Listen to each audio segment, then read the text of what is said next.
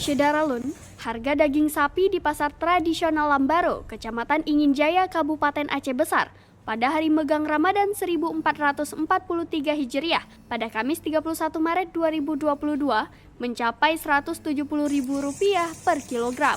Sementara itu untuk tulang rusuk sapi mencapai Rp80.000 per kilogram. Meski naik dari harga normal Rp130.000 per kilogram, namun animo masyarakat untuk belanja daging sapi sangat tinggi. Puluhan kendaraan roda 2 dan roda 4 memadati lokasi parkir di pasar tradisional Lambaro. Selain membeli daging, masyarakat juga berbelanja sejumlah bahan pokok untuk kebutuhan selama Ramadan. Ya, padung sekilo. Bang, padung sekilo ya, Bang. Jumlah.